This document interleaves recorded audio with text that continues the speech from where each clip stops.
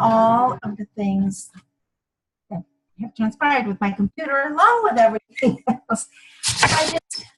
I'm so blessed to find myself amid my spiritual family.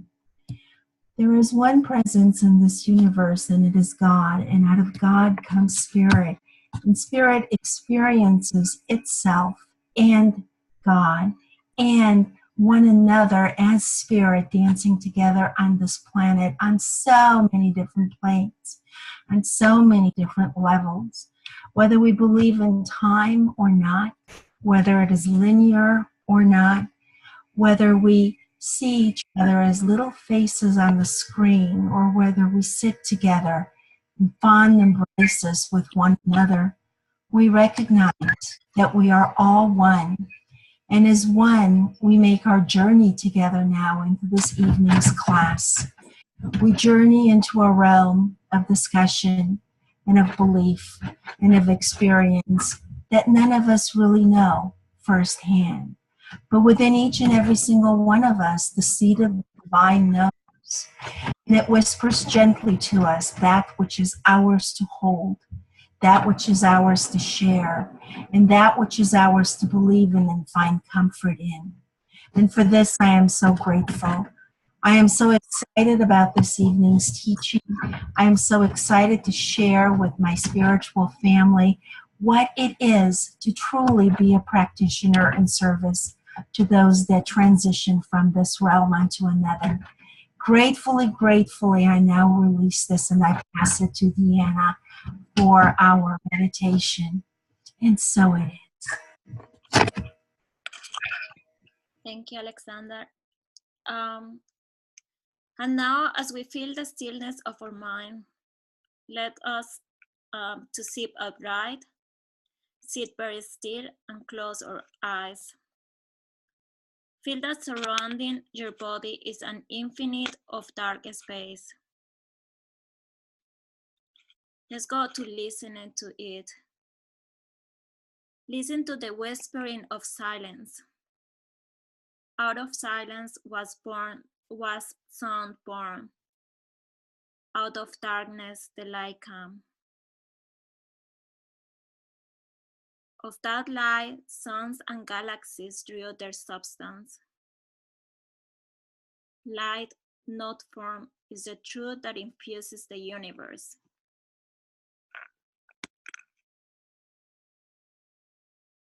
Your body with a halo of blue light, soft and luminous peace. The light enters in you. It pierces the pores of your skin. Space lies outside you no longer. It has made you its own. It reaches deep into your muscles, your bones. The sense of heaviness has been lifted from you. You are made of pure light. Like a boundless sphere now, the light has started to grow. Shining freedom, climb it your own. Light and joy thrills the air of the room. The people and the objects nearby. All of this in the peacefulness of that blue light and joy. You are one with them. Now let's see the light in you is expanding to the house. You reach out your neighborhood, your city, and the light keeps growing and growing until it reaches the entire world. The whole world is exposed to that warm light. That warm light of peaceful radiance and of joy. Now softly release your light into the boundaries of the world. Behold, the light rays stream out to the limits of the solar system, to the distant stars, to our galaxy, to all the space. The stars, tiny like the lights of the far-off city, glimmer serenely in the vastness of your being.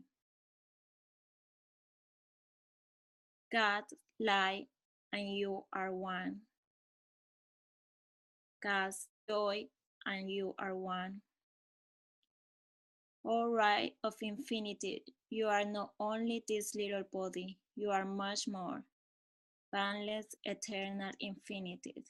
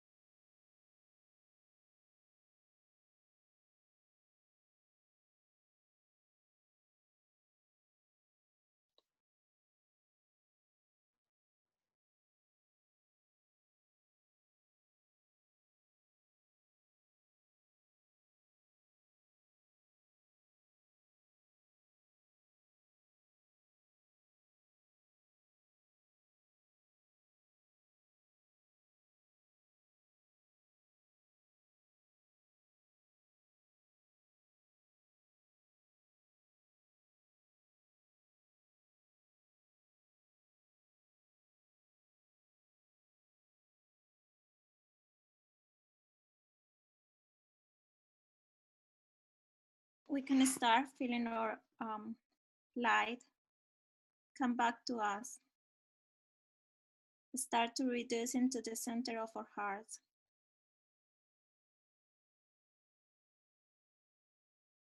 And when we open our eyes, we keep the truth that the universe lives in us.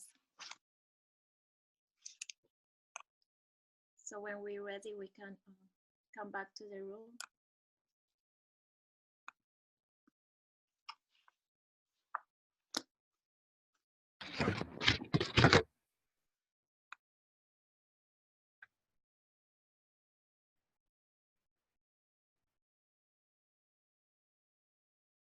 Beautiful, beautiful invocation, Alexandra, and beautiful meditation, Deanna. Thank you.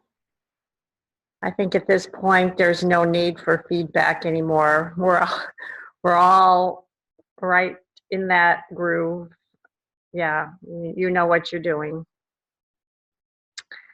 So I've heard from a number of you,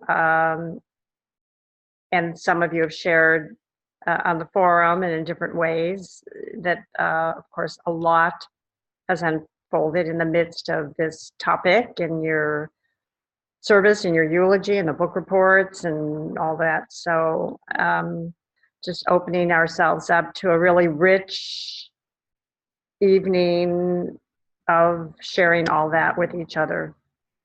And so just do a little bit of check-in, see if there's any prayer requests, do a little bit of ministry of prayer.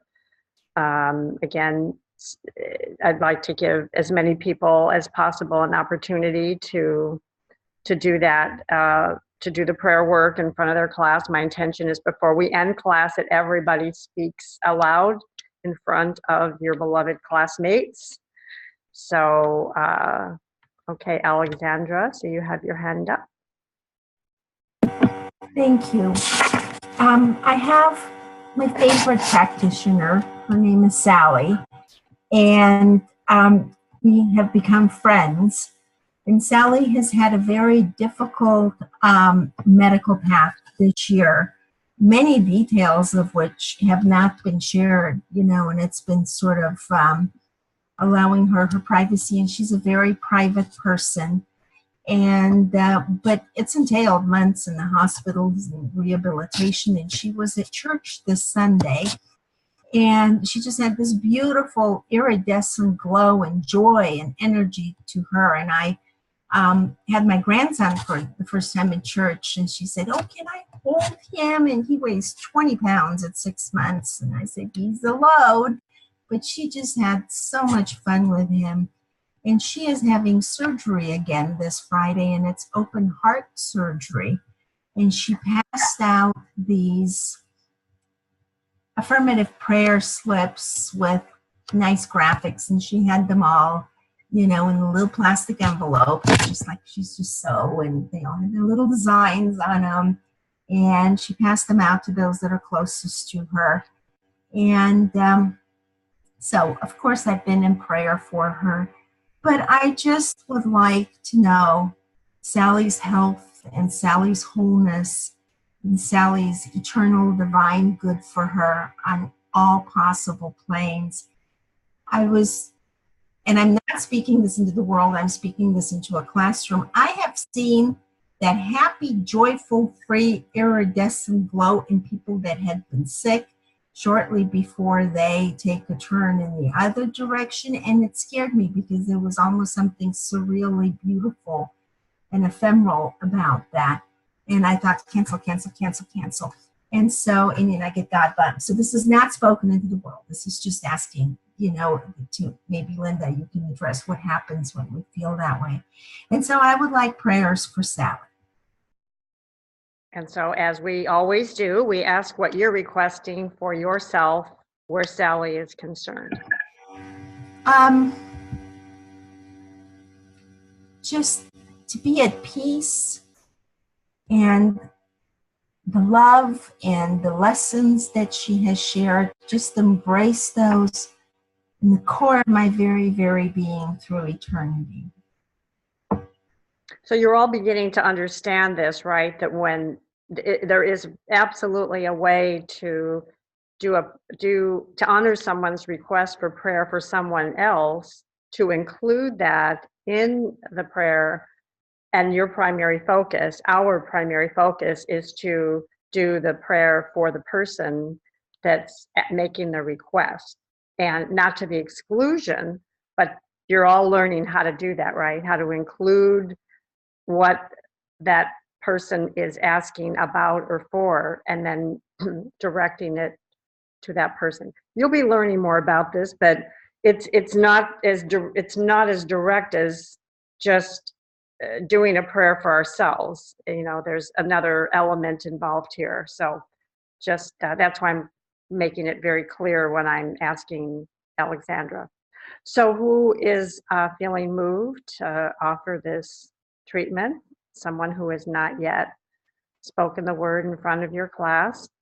Remember, this is a beautiful, safe, embracing space, sacred space to do that in. Nobody's evaluating you.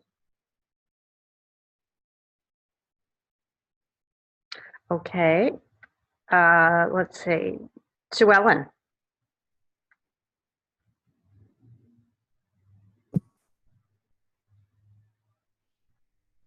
So as we settle into this present moment, releasing all that's gone before, I recognize the allness, the wholeness, the oneness of Source. That the divine is ever creating from, in, and of itself in every moment, in the seen and the unseen, in the known and the unknown, ever expressing as wholeness, abundance, peace, and beauty. Divine presence is ever present, everywhere, in each moment. And as I speak these words, I now speak the truth for Alejandra and for her friend Sally. I know that each of us is an individualized expression of the Source. Source lives in us, we live in it. The divine presence, the divine perfect pattern is our perfect pattern. Each of us is an individualized expression of this wholeness, beauty, abundance, and peace. And from this place of unity, I speak the truth for Alexandra, Sally, and myself, and us all. In each moment, we are whole. In each moment, we have peace. And this divine presence, which is with us always, in every moment, is guiding us to wholeness, completeness, and perfection. Alexandra's at peace. Sally is completely whole. And in every moment, all is well, and divine presence is guiding all of us forward. And as I speak this truth, I am grateful to know that as I speak, the words are already so. I am thankful to know the truth for Alexandra, Sally, and myself, and everyone.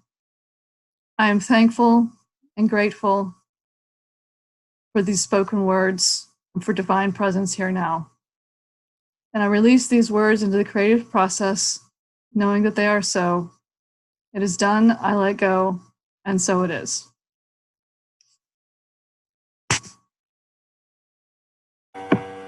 Thank you so much, Sue Ellen. Thank you. Bless you. Wonderful. Thank you. All right. There's a little space here for one more. If somebody else would like to bring something forward that they would like some prayer support for. Tina? I would like to ask prayer support for a situation. Today was the sentencing of the school shooter. And right now in the community, there are a lot of people that are upset. He was tried as an adult and has received a life sentence. However, he is eligible for parole in 10 years. And he's already served 2 years. So people are talking about how that's only 8 years for life, possibly. And there's a lot of people that are quite upset about that. So what would you like for yourself around this situation, Tina? Peace and ease and acceptance. Mm-hmm. Okay. And who would like to offer this prayer for Tina in this situation?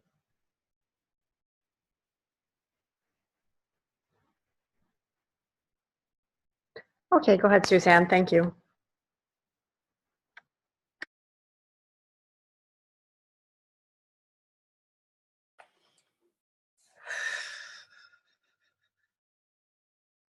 recognizing now the one spirit and the spiritual presence of that one spirit here with us. The one essence behind all essence. And the one life behind all life. And the one original creative first cause. And knowing that it's good. Every fine and good thing in the universe is spirit. It is pure, it is clarity, it is abundance and prosperity, it is completeness and wholeness and perfection. It is good, it is only good.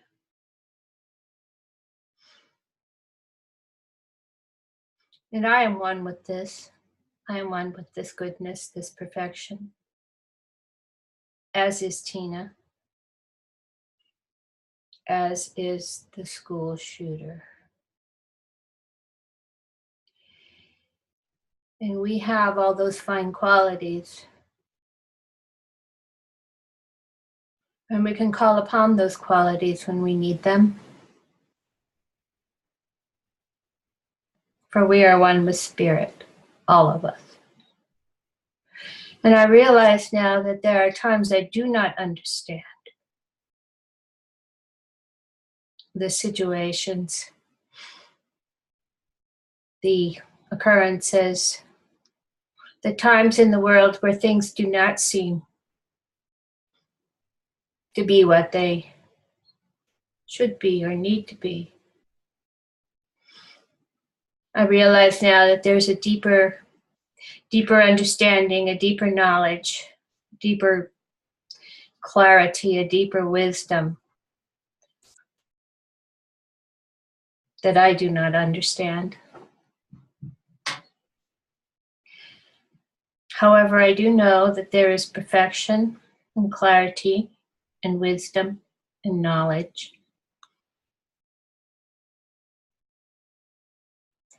And I realize this, that there could be nothing else but this. And I'm grateful to know that all is good. This is the truth. This is the truth for Tina. And this is the truth for the shooter, the school shooter. And this is the truth for the families and the children. My word has power. Tina's word has power. And all those who recognize the power of their word speak into the law for clarity and understanding, empathy and compassion, and healing. I speak this into the law for all of us.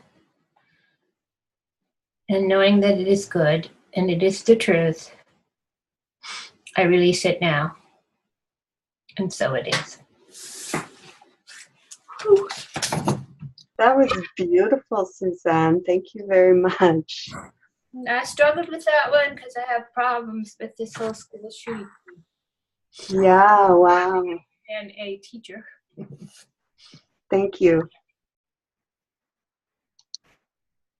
Well, and that says everything, you know, wherever we find our challenges and our resistance, there's the invitation, right, for us to step in and know that it is possible to know the truth beyond our own personal experiences. So thank you. Okay, so anyone else, you know, if things came up this week for you around the work that you did around the memorial service, the eulogy, here's your opportunity to receive some prayer support, which I'm sure you're getting from each other with your prayer partners, but just want to open it up to see if there's any other, we have time for one more if there is one.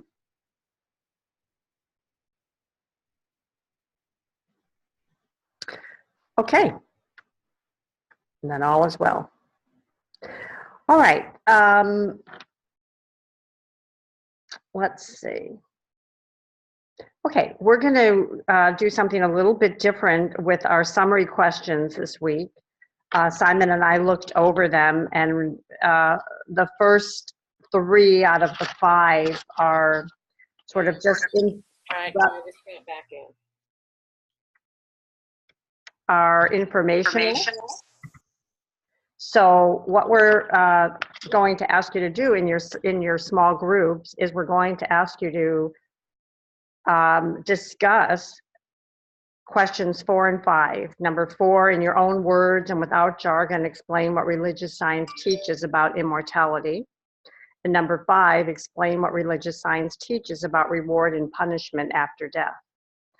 And obviously, you know why it's important to be able to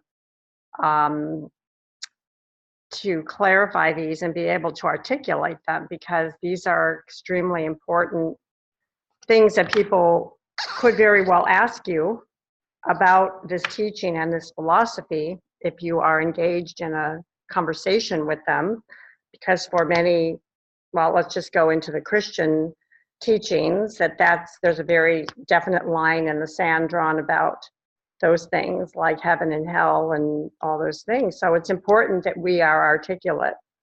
And so we're going to get into our small groups and work on those 2 questions, and your not just your answers, but you might practice saying what you would say to somebody, and then we'll come back, and of course the answers to 1 through 3 will be posted, but as you can see, they're just information about what's in the eulogy, and all of that's right in there.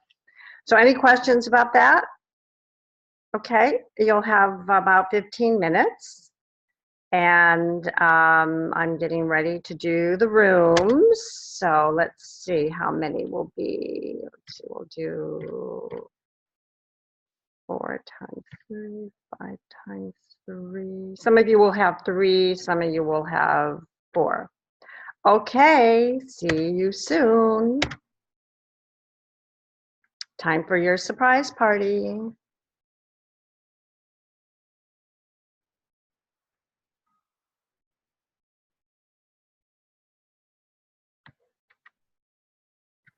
From 9 to 5, and this one went to 5:30, so it's just the way that it is.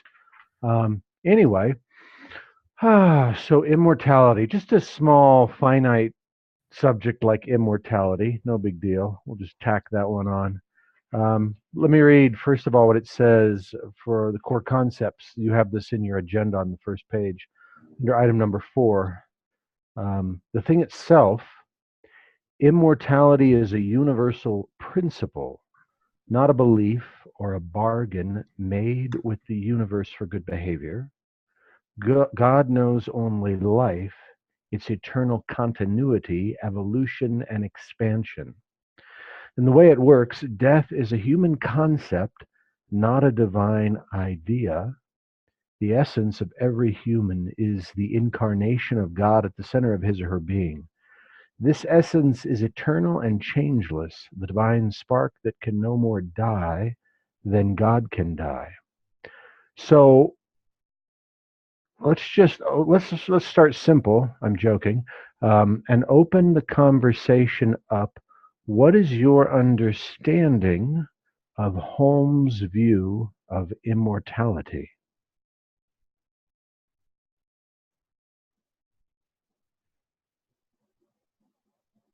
Jennifer. That there really is no death, that life is eternal, that that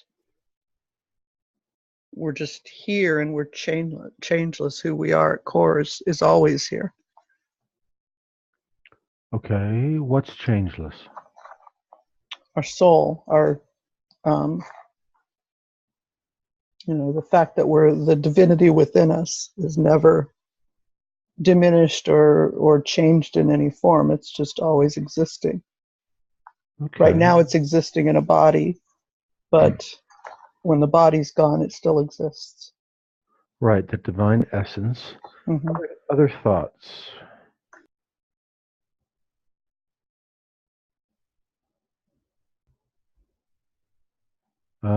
Suzanne. Well, I read this. There is truly within myself an irrefutable recognition that the present experience is only one spiral of an eternal journey toward the light. Something within me simply knows it must be so. And I read that, I go, really? Really? There's something within me that knows that? I had this questioning thing, like, maybe I'm not that convinced. Okay. Beautifully, luckily, that part of you that is eternal doesn't need you to be There. convinced. It doesn't. That's a good thing. Thank God for that. That's a good But thing. read that other part, that beginning part, because that's really key. The first part. There is truly within myself an irrefutable recognition that the present experience is only one spiral of an eternal journey toward the light. Okay, that part right there, that the last half of the sentence, well, probably all of the sentence, but that last half of the sentence is key to Holmes' belief. So, Eternal journey towards the light. yeah. So expand on that, other people. Yes, other people. Well, or Suzanne, if you have more to say, but I want to give everyone a It chance. distract me, like, really? That's in me? Sometimes I wonder. Well, that's okay. You have an eternity to continue to wonder until you don't wonder anymore. Deborah. So once upon a time, there was the great essence that decided to know itself better. So it, boom, into a zillion little pieces of sparks and divine little us's, and said, go out there and experience life, and mess it up left and right and bounce back and forth and make it happen.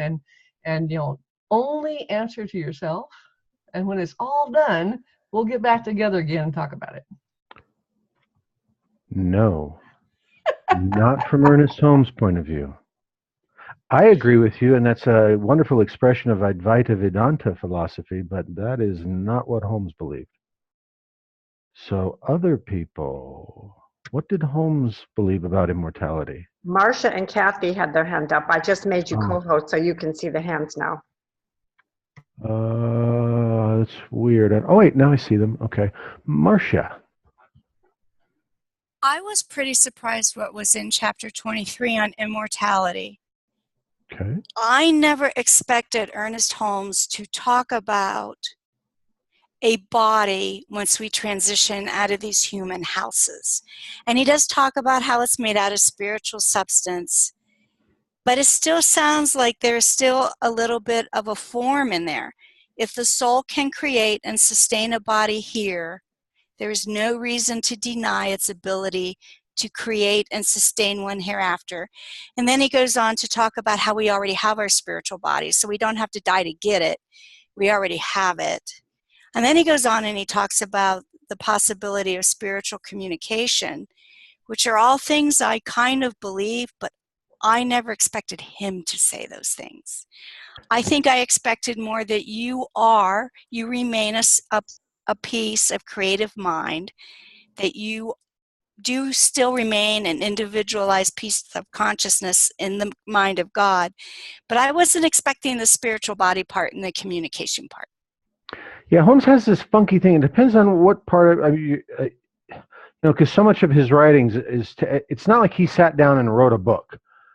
So much is drawn from his teaching in various sources, and some from his lectures, a lot from his lectures. And he does. There is a period of his writing, and I don't even know if a period is the right word, but part of his writing where he talks about this, spiritual body. It's almost like he's saying the spiritual material. And at one point he talks about the ether. I can't remember or the ethers, or however you pronounce it. And it really, to me at least, it really seems like he was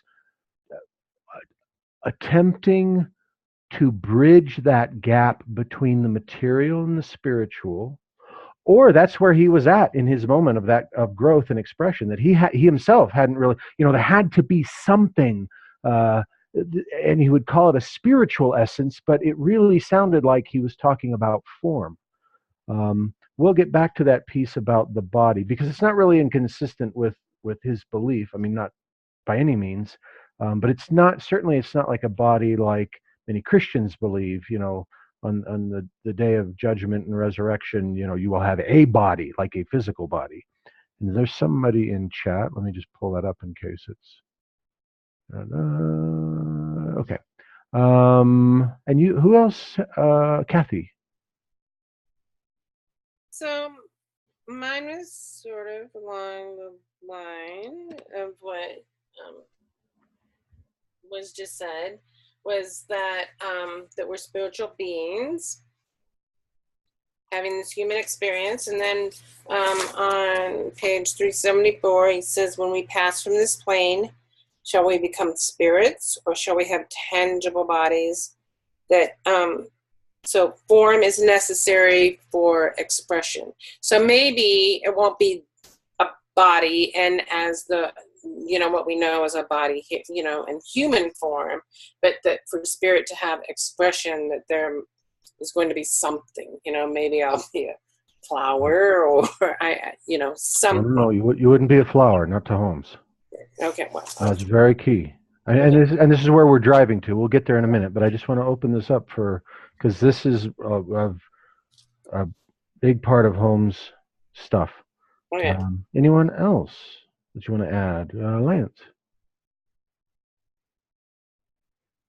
So he added this piece of different planes of existence, and how we are likely already on all other planes of existence as a soul entity, kind of that mental equivalent, whatever you want to call it. So that soul identity already exists in other planes / forms, whatever that is. He kind of gets pretty, in my opinion, pretty existential there, and it's kind of cool. But we just continue to exist in those other arenas, or however you want to call it. Right. Yeah. It's that idea of, in my father's house there are many, or my father's mansion there are many rooms. So here's the key thing with Holmes. The individual soul is forever and ever expanding. So two things: we never go back. In his, one of these lines, or maybe it was just Linda put in the agenda, this idea of not believing in reincarnation, in coming back to this place. Like, I'm going to be, my cousin, 2 generations removed, or whatever. Or I'm going to come back reincarnated in, 20 something, 20 years after I die. It was always for Holmes. And that one thing that I think, Suzanne, that you read, it's a spiral. It's this never ending progression. So this upward expansion, this infinitely becoming more, whatever that means, whatever these other planes of existence are, and whatever that body is, expansion. That was a huge thing for Holmes, and it never ends. So, which for me is a funky little thing, because he was so steeped in other faith paths, especially non-dual, some of the non-dualistic Hindu schools. And I'm not a religious academic, but to the best of my knowledge, most of those schools of thought say that at some point the individualized expression will leave, or has the option to leave, leave samsara, obtain moksha, attain liberation, attain nirvana. Basically, the individualized drop, has the opportunity to return to the ocean, to become truly, once again, become one with the ocean. Now, the semantics are a little funky with us, right? Because all there is God. So we're always with God. But in this moment, we are an individualized expression of consciousness, and so we seemingly are separate, right? Seemingly I am this body, this personality. We get a little more metaphoric. I'm this soul, this individualized soul that has, but then, what is this individualized soul? We almost think it's like, the movie Ghost or whatever. What was the one with, not Patrick Stewart, Demi Moore, and, we're like, he dies and now he's a spirit. But but he still looks like him and he's still going on, and he, and that is fairly unique to Holmes. I don't know, or when compared to these other traditions that we pulled upon. Kathy?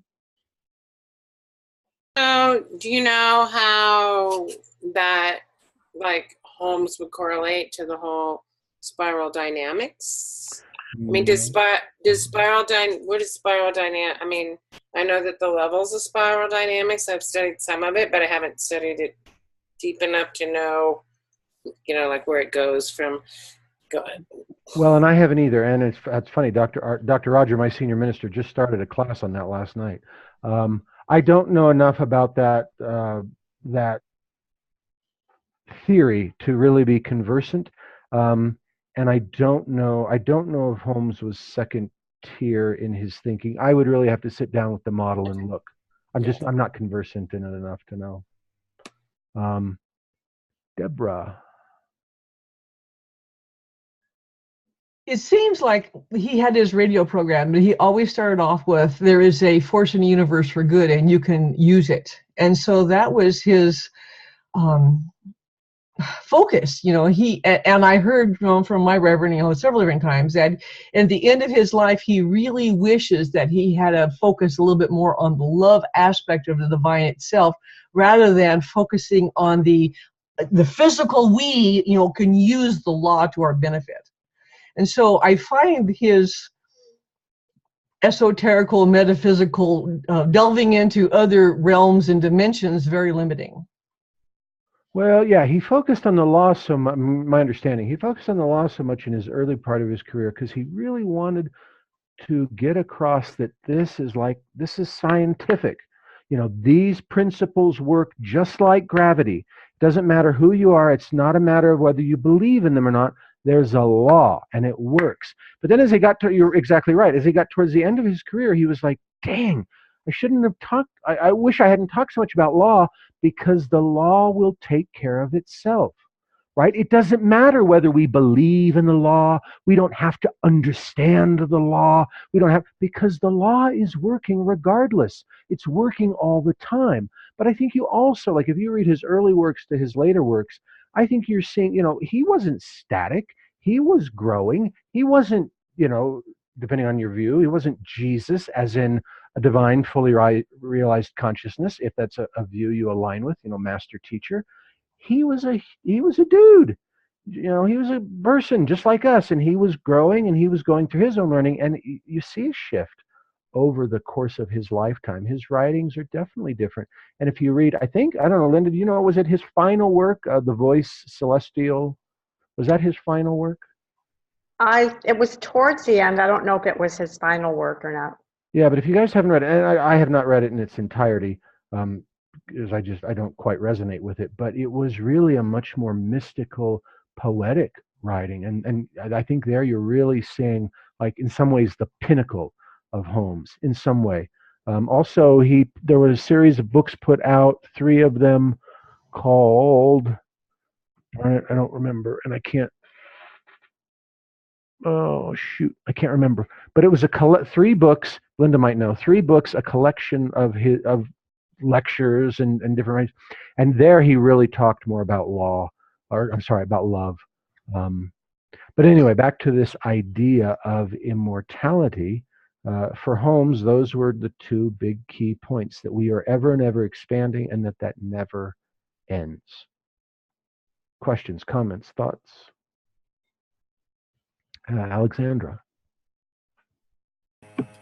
So I agree with him, because if God is the end all, and out of itself, God created us in order to express, well then, in our journey, when we return back, then we will continue to want to re-express and relearn, because there is, no known finite expression of the divine anywhere in the universe. It doesn't seem to end. So if it starts with something wanting to be greater and manifest more and express more and understand more, then where is it that we would suddenly, for example, for lack of a better word, graduate when God continues to explore and grow and manifest and express? True. Okay, so let me play a little devil's advocate, and Linda, you be my I don't know, goalkeeper or whatever, because I don't want to blow the class up too much. So I hear what you're saying, Alexandra, and let me pose this to you. There is a huge difference between essence being finite or infinite and form. So of course we all know, I don't think any one of us here will dispute that this particular physical form and perhaps personality as well will end, will terminate.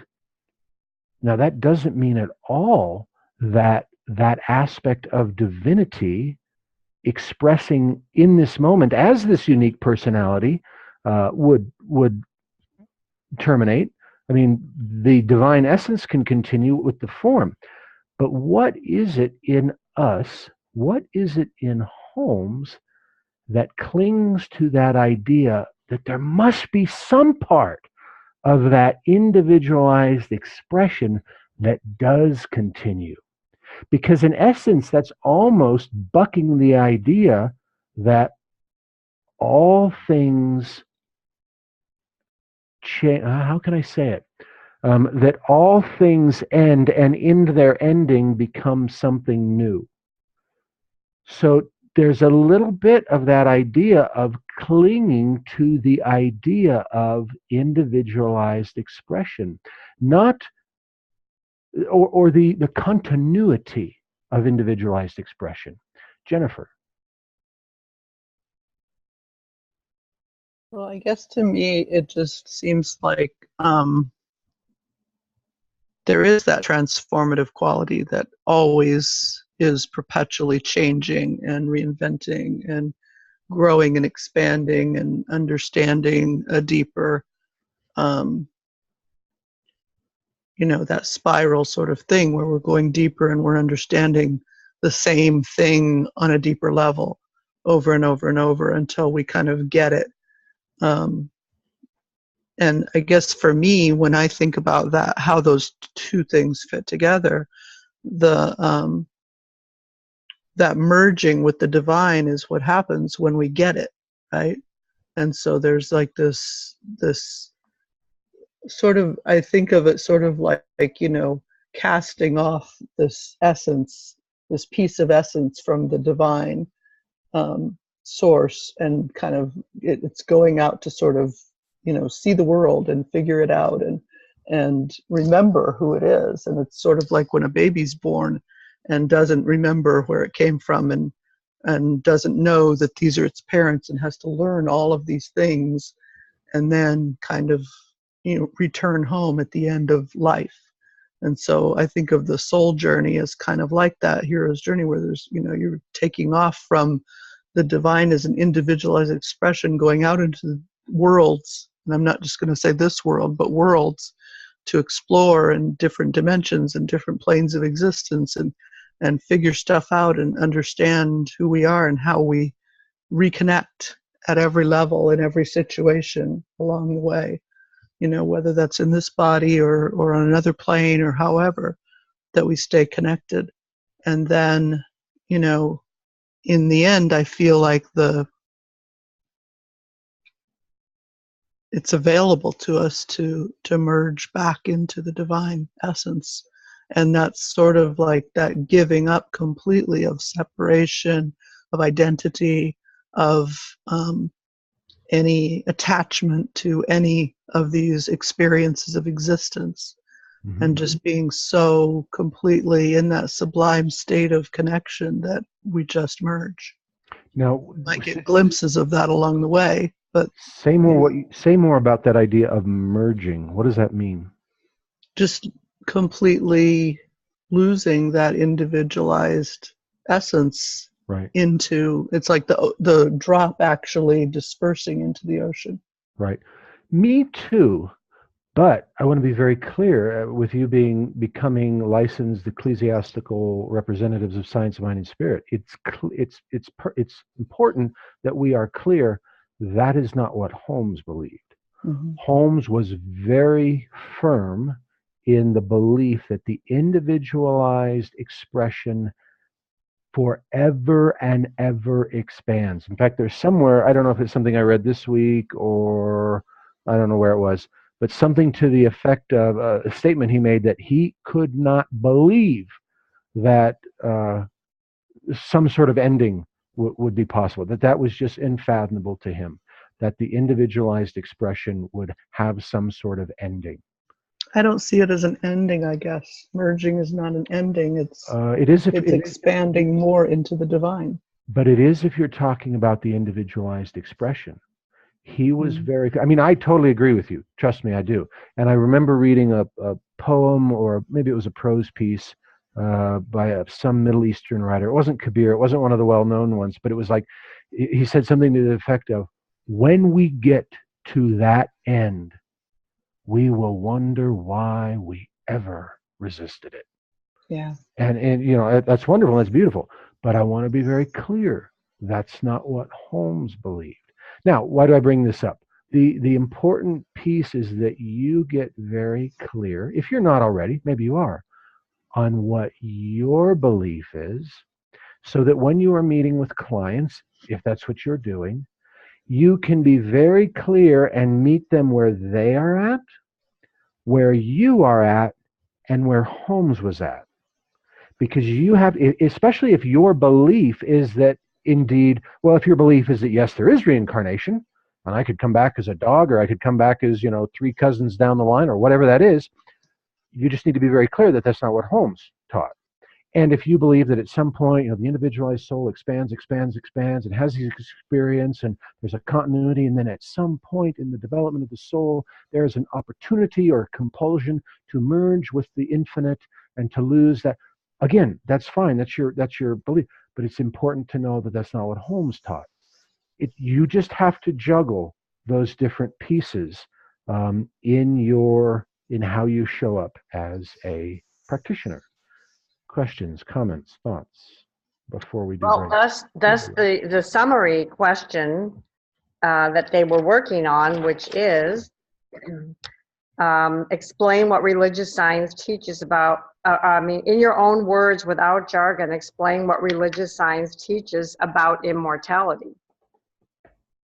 So maybe you could share what your groups came up with about that question. And Debbie, you had your hand up.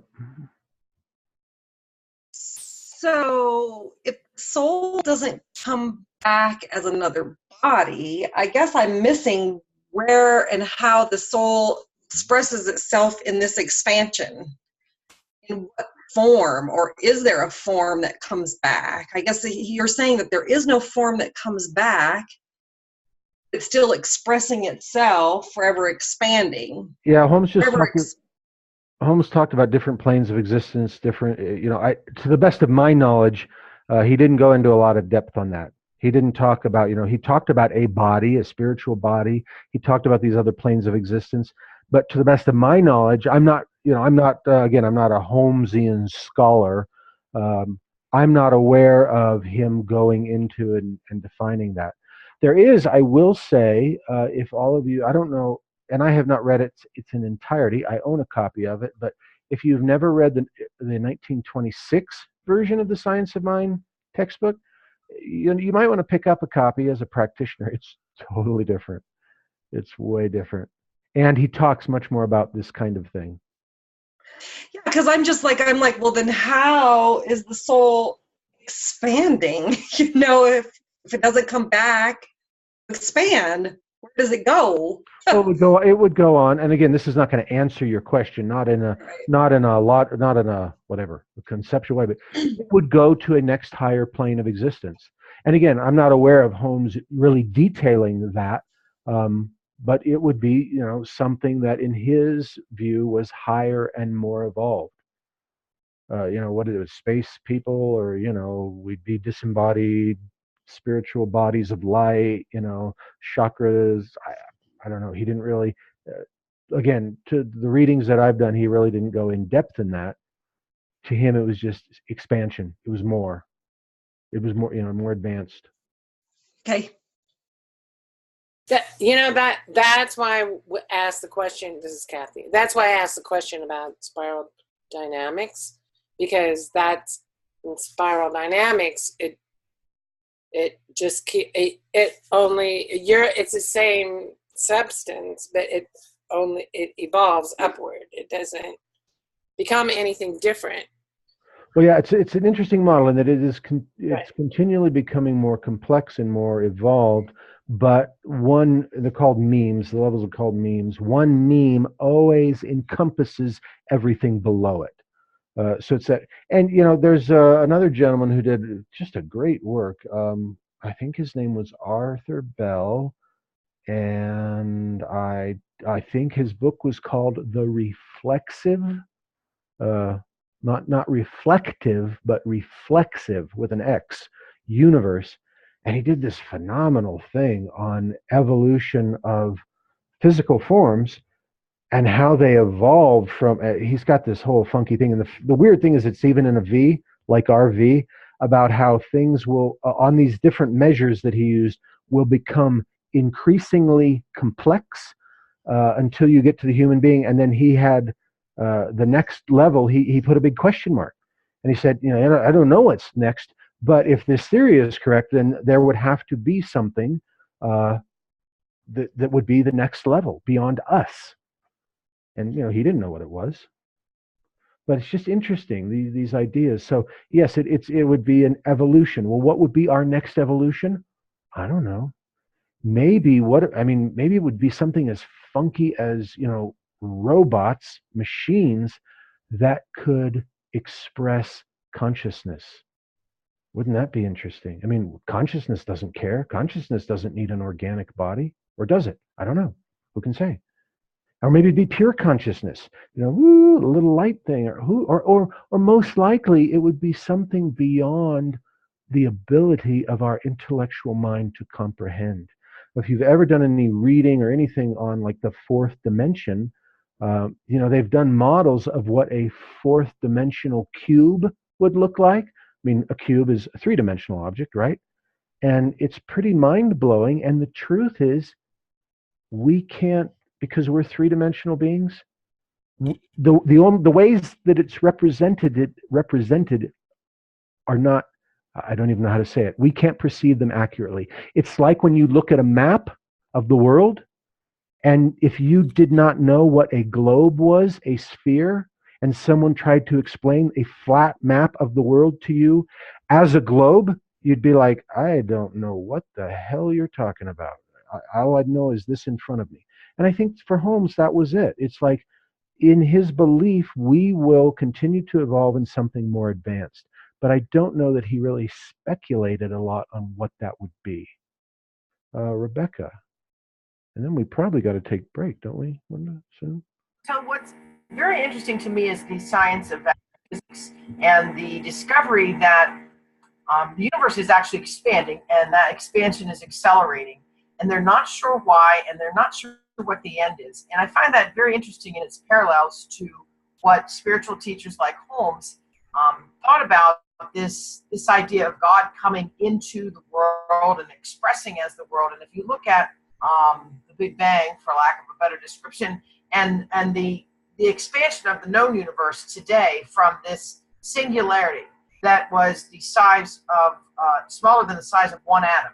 And it's now this extraordinarily expansive universe that is continuing to expand, and scientists don't understand why, and they're still discovering the things that are perpetuating this expansion. And I find that, for me, that resonates with what Holmes was saying and speculating upon in this great unknown that is spiritual learning. And so I just find it really exciting, because I suspect that at a time way past the point I have left this physical earth, there will be an understanding of these two areas that that say that aligns with what he says in the beginning of the Science of Mind textbook, is that he looks forward to that day when science and religion, move forward together. And so the more advancements that we see in astronomy and in astrophysics, it's really, for me, a very exciting time, because I see sprinkles of similarity and parallels that are very exciting. And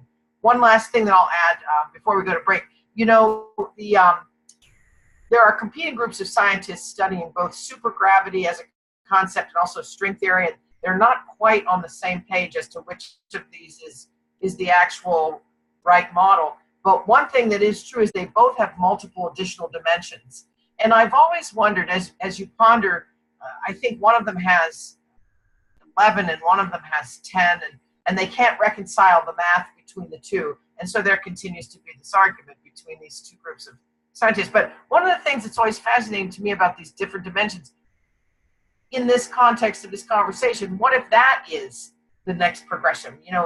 This ever expansion of the soul. Maybe the souls expand into these further dimensions. And once again, that whole idea that science is bending this way and spirituality is bending this way. And I just think it's cool. And that's all I want to say. Yeah, and I think one of the fascinating ideas is when you look at the disparity, for instance, between Holmes' view that the individualized expression is forever and ever expanding, and many other, I can't say all, but many other philosophies, theologies that say, well, no, at some point there is an end, a resetting of a new age or whatever. Now, is that Holmes not able to let go of his attachment to the idea that there would be an end? Or is Holmes actually much more advanced, and those older faith paths had not evolved beyond where they couldn't imagine anything other than an end? That to them, well, at some point there has to be an end. So who knows? It's an interesting thing. I think also, we have to remember that nobody knows for sure. It's all speculation. And Rebecca used that word, which reminded me, nobody's come back yet to say, okay, everybody, this is what happens. There are these incredible reports and experiences about reincarnation. You've all seen those, and it seems to really beyond speculation sometimes, but in overall speculation, I think what sets us apart from some of the other Christian traditions is that the differentiation between the idea of heaven and hell being places and rather being states of consciousness. And in my view, that awareness and understanding, bringing that to people is very liberating and helps someone who has had this idea of working your whole life in order to secure a place in heaven, and doing everything, living a fear-based life so that you don't go to hell. That idea from this teaching is the most liberating of all, that heaven is a state of consciousness. We're creating our heaven and our hell right here on earth in terms of our consciousness. And so I agree that the whole immortality and Holmes' views on it are not as definitive, maybe, as one would like them to be. But I do think that piece is extremely important for us as practitioners to be able to articulate and offer to people who are seeking a different understanding of that. Yeah, cool. And I think as some of you typed in the chat, that's really kind of is a big takeaway. There's a religious science point of view. You will have your personal views, which to whatever degree will line up with the religious science point of view, and your clients, your congregants, your whatever, will have their points of view. And your job is to do the dance, always laying before them the science of mind principles that, there is an immortality, as Linda said, that we don't believe that there is this heaven and hell destination that you're going to go to based on your merit or lack thereof, and that there is one power. There's not two competing powers battling for whatever, and that you have the power. Each individual has is empowered to shape their current life and their destiny. Break time, maybe. Yeah. Okay. Just take all that in and Go breathe have that in and go have a drink tea. some water, and let's get ready to hear some eulogies. Woo! We'll see you back at in 15 minutes at about 5 minutes to the hour.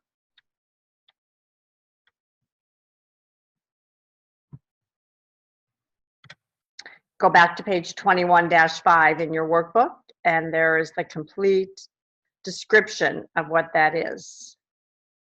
And after that, my friends, not much more going on to be handed in, so you're on the home stretch. Any comments, questions, concerns? The thought paper on trust, you were reading something. Where was that? Is that? It's in the agenda, and it's in Moodle. Okay.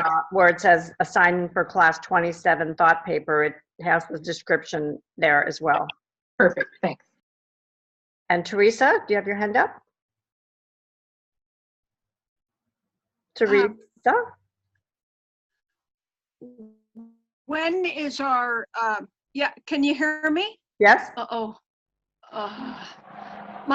My internet is really bad. Can you hear me now? Yes, I can hear you. Okay. When is our community service paper due? Everything will be due. Our 10 hours of community service? Your report on your service, your report on your practitioner visit will all be due by week 29. That's our last class. Okay. So that's why we're not, we're deleting some of these other extraneous assignments, and we want you to focus on the completion. And yeah, some of you have handed those in already. I think Deborah Bartel is always the one that said, hey, would you please open that assignment? I'm ready to submit. She's led the way to making sure I have all the places to open and submit all those things. So yeah, anything else? Okay, so in just a moment, we're going to come into two groups. Simon will be with one group and I will be with the other one, and Katie can go between or one or the other, whatever she likes. And we're going to do our presentations. And just a reminder, I know each of your lives are rich and you absolutely deserve more than 5 minutes. However, just within the framework of the class and people needing to do things with their family and have dinner and other things, we just want to honor that time frame, and we will be timing so that everybody has that amount of time. And I encourage you, if you feel like there's more that you want to talk to someone about, that maybe your prayer partner, maybe someone else in class that you feel connected with, that you want to spend more time around this with. So just know there's other options as well. So Simon, anything else before we go into our rooms? Yeah, Linda, what do you think about the following? What if we divide up into our rooms and, we do our thing, and then we just leave when each group is done, they leave. So whatever group Judy's in, Judy would do the benediction in that group when that group is done, and then they would just leave. Because otherwise we potentially get into this funky thing where the groups just end differently. And although I'm open. So then we won't be doing the prayer work then afterwards? Oh, if you guys want to do, well, no, forget it. Never mind I said that, because I don't want to cut into the prayer work. So never mind. Because what we thought about in planning this evening is that at the end of our presentations, everybody would be paired up with someone to do a treatment with and for each other around whatever was there, around Yeah. experiencing all these, yours and the others. And Yes, we did. Right, yeah. never mind. Cool. you know, and Simon, if we get to that point and it doesn't seem like that's going to work, you know, we can change our minds. Yeah, no, I think it'll be good. Okay. And I can't break anyone into groups. Yes, I will do that. And so here I go. 2 groups.